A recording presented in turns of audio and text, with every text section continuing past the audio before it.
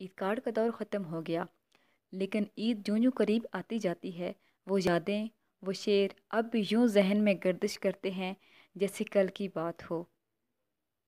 آج کی ویڈیو اسی یاد کے حوالے سے، لیکن ویڈیو میں آگے بڑھنے سے پہلے آپ سے گزارش ہے کہ ہمارے چینل لائٹ فار بلائنڈ کو سبسکرائب کر دیں اور ساتھ لگے بیل آئیکن کو بھی پریس کر دیں تاکہ باقاعدگی سے آپ اس طرح کی انٹرسٹنگ ویڈیو دیکھ سکیں۔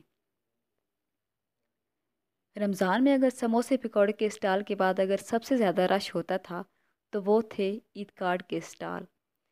1 روپے کے 4 کارڈ سے لے کر 500 روپے تک کے کارڈ اتنی نفاست سے سجے ہوتے تھے کہ دل کرتا تھا یہ بھی خرید لوں وہ بھی خرید لوں بلکہ سارے ہی خرید لوں۔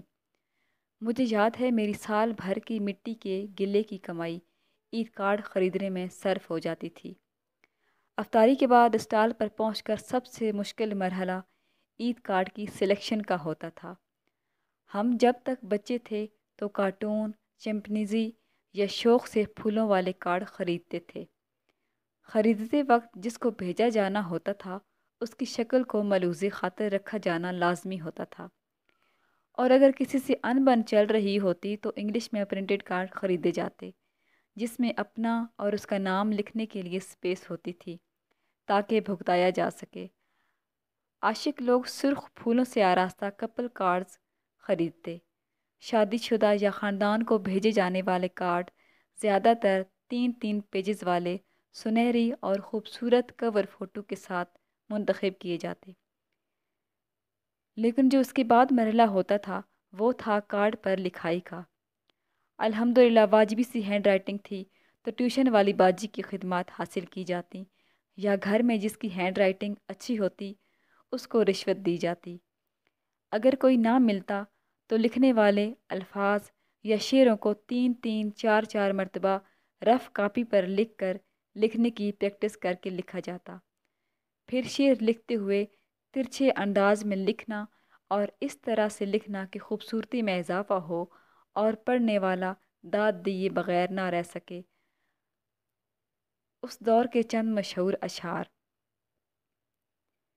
میٹھی ہے چینی، کڑوے ہیں بادام، عید کارڈ کھولنے والے کو میرا سلام۔ ڈبے میں ڈبہ، ڈبے میں کیک، میرا دوست لاکھوں میں ایک۔ چاول چنتے چنتے نیند آ گئی، صبح اٹھ کر دیکھا تو عید آ گئی۔ گرم گرم روٹی توڑی نہیں جاتی، تم سے دوستی چھوڑی نہیں جاتی۔ عید آئی زمانے میں، میرا دوست گر گیا غسل خانے میں۔ سویاں پکی ہیں، سب نے چکھی ہیں، تم کیوں روتے ہو، تمہارے لیے بھی رکھی ہیں۔ دوستو وہ وقت بہت حسین تھا جب ٹوٹی ہوئی دوستی چھنگلی یا چیچی انگلی مل جانے سے جڑ جاتی تھی، اور عید کارڈ اسے پختگی بخشنے کی ضمانت ہوتے تھے۔